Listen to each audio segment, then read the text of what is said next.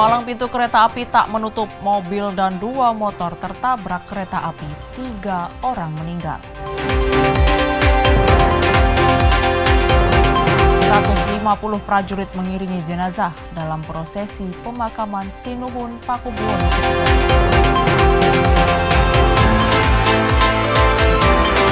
Indonesia pertahankan juara umum para badminton internasional 2025.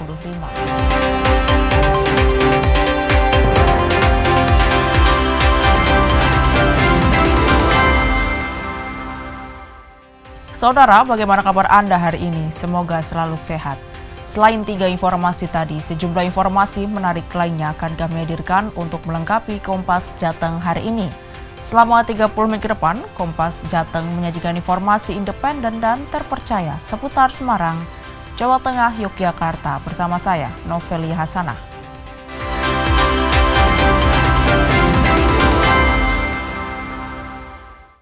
Mengawali Kompas Jateng pagi ini, saudara, sebuah mobil dan 2 sepeda motor tertabrak kereta api di perlintasan antara stasiun Brambanan, Sleman, Yogyakarta. 3 orang meninggal dunia akibat kecelakaan ini.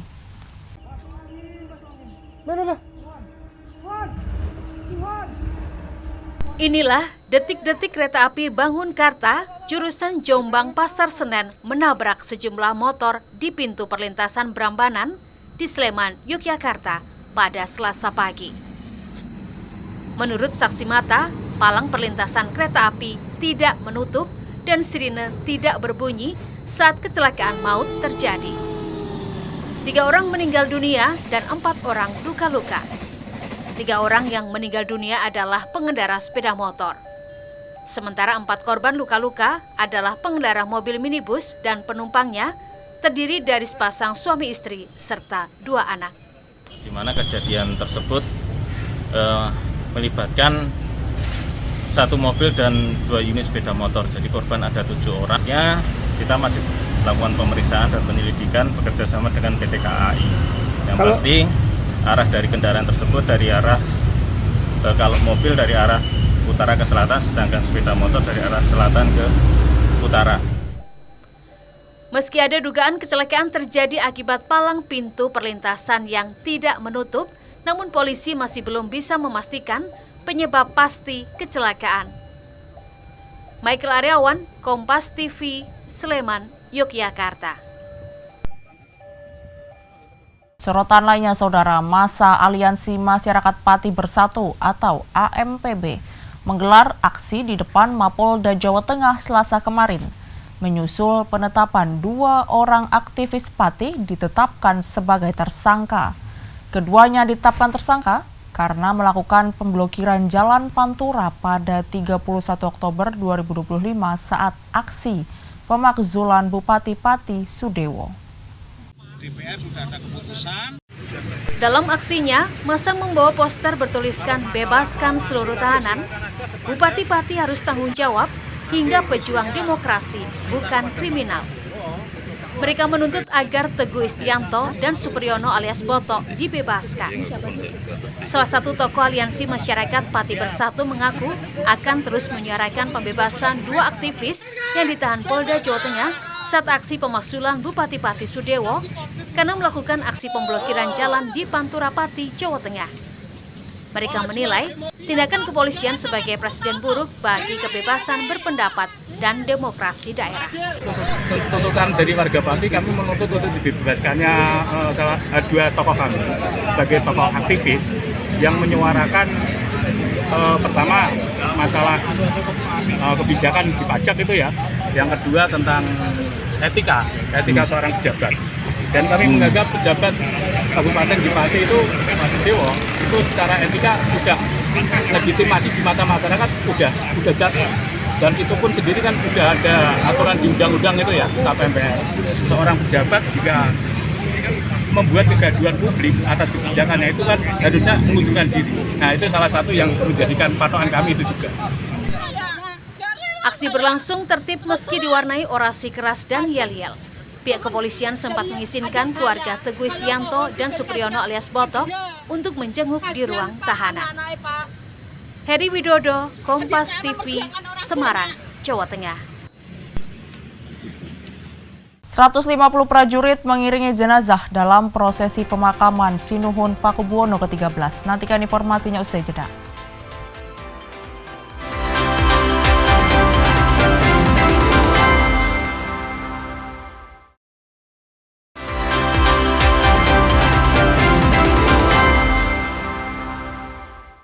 Saudara, Anda masih di Kompas Jateng bersama saya, Novelia Hasanah.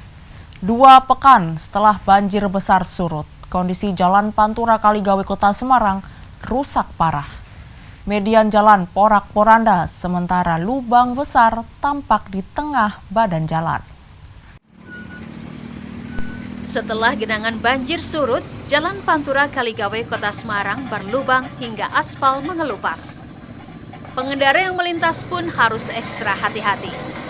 Dari pantauan di lokasi, penanganan darurat telah dilakukan dengan melakukan pengerukan jalan yang berlubang untuk meratakan jalan serta menghilangkan jalan berlubang sejak Senin kemarin.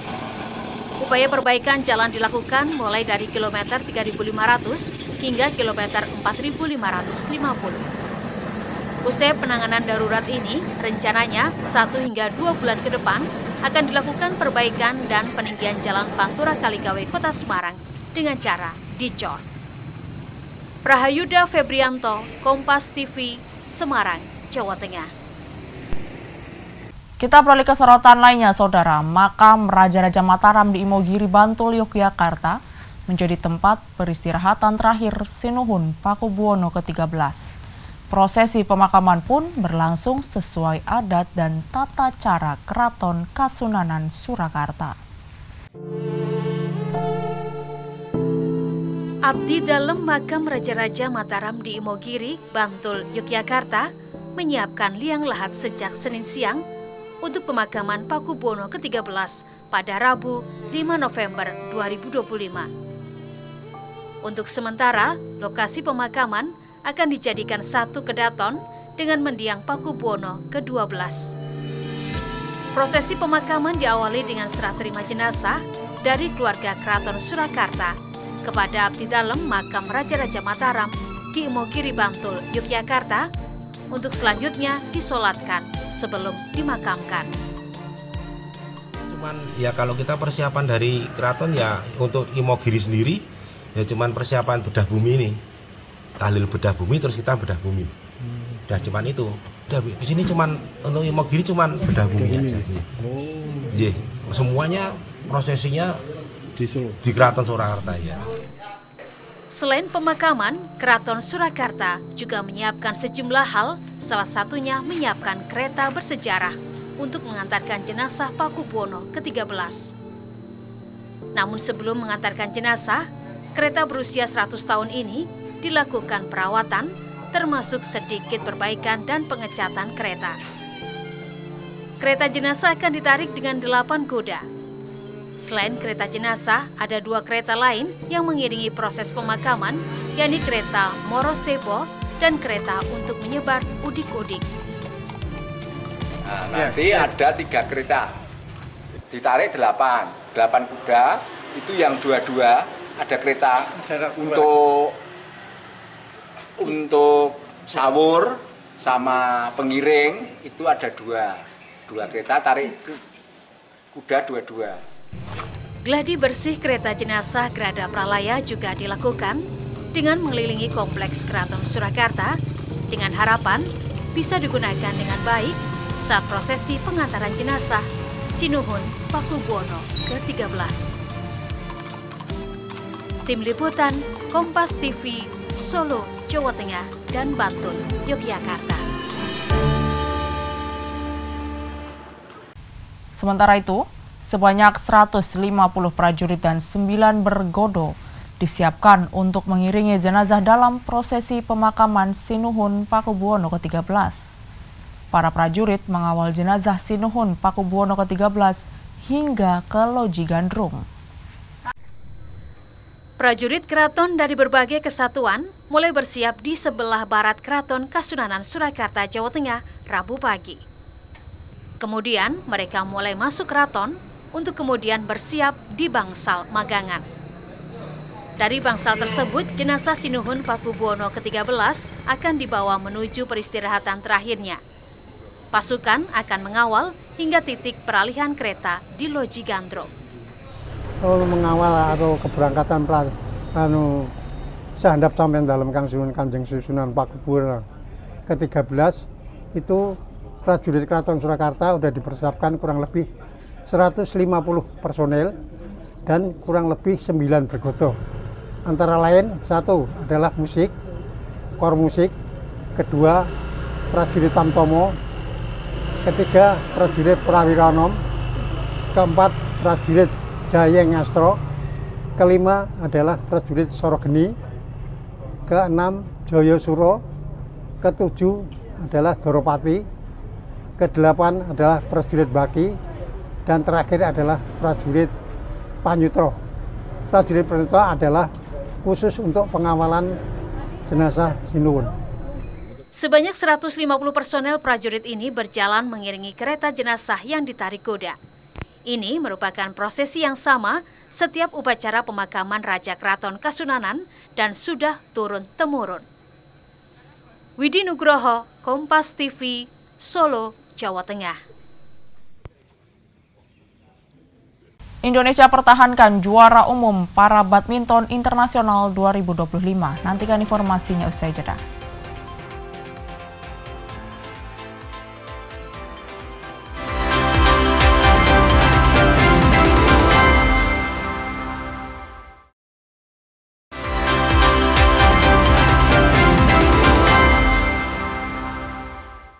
Terima kasih Anda masih di Kompas Jateng bersama saya, Novelia Hasanah.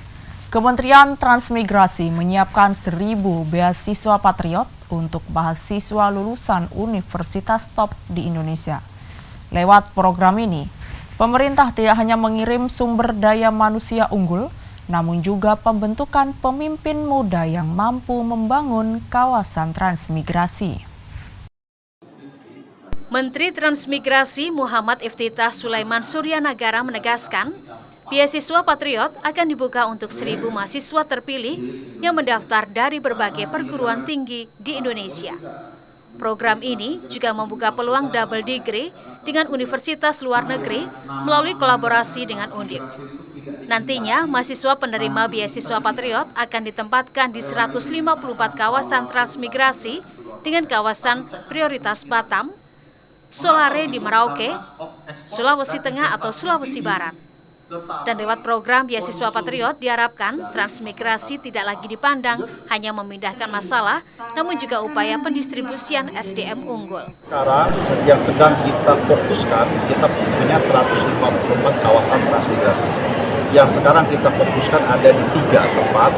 Yang pertama itu adalah di kawasan transmigrasi Barelang, Batam. Kemudian yang kedua di Salon, Merauke. Kemudian yang ketiga itu adalah di Sulawesi Tengah rencananya. Antara Sulawesi Tengah atau Sulawesi Barat kita masih pertimbangkan berbagai macam aspek. Di mana nanti di situ kita akan melakukan distribusi SDM unggul besar-besaran. Akan ada insya Allah tahun depan beasiswa Patriot, ya, di mana SDM unggul lulusan sarjana top Universitas Indonesia itu bisa melakukan pembangunan kawasan transmigrasi secara menyeluruh dan bermartabat.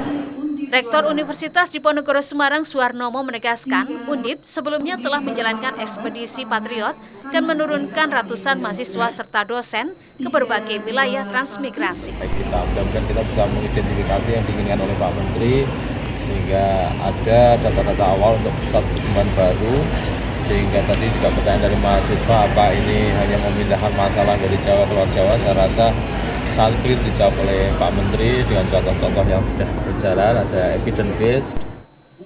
Selain menyiapkan beasiswa reguler, pemerintah juga berencana mengalokasikan 30 hingga 60% kuota bagi anggota komponen cadangan atau Komcat untuk memperkuat semangat bela negara.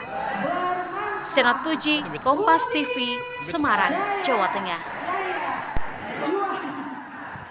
Kita beralih ke berita olahraga, Saudara. Salah satu anggota Komite Eksekutif Exco PSSI, Khairul Anwar, bercerita soal siapa yang bakal mengganti Patrick Kluivert yang telah dipecat oleh PSSI pasca Timnas tak lolos kualifikasi Piala Dunia. Saat menghadiri Kongres Asprof PSSI Jawa Tengah di Kota Semarang, Hairul Anwar, salah satu anggota Komite Eksekutif mengaku belum melakukan rapat exco sehingga belum bisa menentukan siapa pelatih yang bakal menakodai timnas nanti. Bahkan hingga kini belum ada bocoran nama calon pelatih baru timnas. Sejumlah nama yang muncul menurutnya bukan dari PSSI, namun sejumlah pengamat sepak bola tanah air. Meski begitu, PSSI mengaku juga menerima masukan dari luar, termasuk masyarakat. Diungkapkan, sosok pelatih timnas nanti harus sesuai dengan keinginan masyarakat, sebab PSSI juga mendengar suara dari masyarakat. Namun dia menegaskan nantinya sosok yang bakal menakodai timnas harus lebih baik dibanding Sintayong maupun Patrick Kluivert, sehingga membawa timnas Indonesia ke jenjang yang lebih tinggi. Soal isu bakal kembalinya Sintayong melatih timnas, pihaknya mengungkapkan belum ada pembicaraan terkait itu dan masih harus menunggu rapat exco. Nah, nama-nama itu yang memunculkan siapa? Itu kan dari pengamat bola, orang-orang yang peduli dengan PSSI. Bagus untuk masukan, tapi semua belum kita putuskan. Nah, tentunya sosok yang diinginkan adalah yang diinginkan oleh masyarakat seperti apa, kan gitu kan gambarannya. Ya, kita juga mendengarkan suara dari masyarakat. Ya. Nah, yang tentunya pelatih ini dari sisi rekam jejak dan sebagainya harus lebih baik lah dari yang sebelumnya. Seperti diketahui, saat ini PSSI juga sedang fokus ke U17, sehingga diperkirakan usai U17 mereka bakal kembali membahas pelatih timnas baru. Prahayuda Febrianto, Kompas TV, Semarang, Jawa Tengah. Masih di berita olahraga, Saudara, Indonesia berhasil mempertahankan gelar juara umum para badminton internasional yang berlangsung di Solo, Jawa Tengah. Berbekal 6 medali emas, pemain Indonesia berhasil menambah poin Paralimpiade. Dalam partai final di Gor Indoor Manan, Solo, Jawa Tengah, Indonesia berhasil mempertahankan gelar juara umum Indonesia para badminton internasional. Tahun ini lebih istimewa karena turnamen sudah berada di level 1. Indonesia meraih 6 medali emas dari ganda campuran SA6 atas nama Subhan dan Rina Marlina. Ganda putri SA3 atas nama Dimas Tri Aji dan Subhan. Ganda campuran SL3 SU5 atas nama Hikmat Ramdhani dan Liani Ratri Oktila. Ganda putri SL3 SU5 atas nama Halimatus Sadia dan Liani Ratri Oktila dan Konita Itiar Syakuro di nomor tunggal putri SL3. Salah satu peraih emas Liani Ratri Oktila mengatakan tahun ini lebih menantang karena level yang naik. Pemain yang bisa turun adalah mereka yang berada di 12 besar dunia. Ya, bangga, senang bisa mempertahankan gelar ini. Sebelumnya juga sama 3 gelar, cuma kan event ini berbeda dengan sebelumnya karena ini level 1. Dari awal pertandingan terasa persaingan sangat ketat di sini, apalagi saya sudah 2 kali absen event. Tantangan yang terbesar di 3 nomor itu apa? Tantangan terbesarnya semuanya sebenarnya hampir sama, karena kan persaingannya sekarang semenjak ada Paralimpik kan sangat ketat banget di para badminton. Tapi saya ngatasinya dengan lebih di latihan sih. Komite Nasional Paralimpik Indonesia mengapresiasi keberhasilan tim para badminton. Ini merupakan langkah bagus untuk menambah poin Paralimpiade. Dan tentunya sukses sebagai tuan rumah membuat Indonesia lebih percaya diri menatap Paralimpiade. Luar biasa, ya kita berjuang untuk mendapatkan tiket sebanyak mungkin nanti ke Paralimpik Amerika itu. Ya ini kan salah satu jalannya ini. Namun secara perolehan medali memang ada penurunan jumlah. Tahun lalu Indonesia memperoleh 10 medali emas di saat turnamen masih berada di level 2. Walau begitu, Indonesia tetap layak juara karena menurunkan pemain berpengalaman dengan peringkat terbaik. Widi Nugroho, Kompas TV, Solo, Jawa Tengah. Informasi tadi sekaligus mengakhiri Kompas Jateng hari ini. Saya Novelia Hasanah, mewakili kerabat kerja yang bertugas, mengucapkan terima kasih atas perhatian Anda. Selamat mengikuti acara kami selanjutnya, Kompas TV, independen, terpercaya. Sampai jumpa.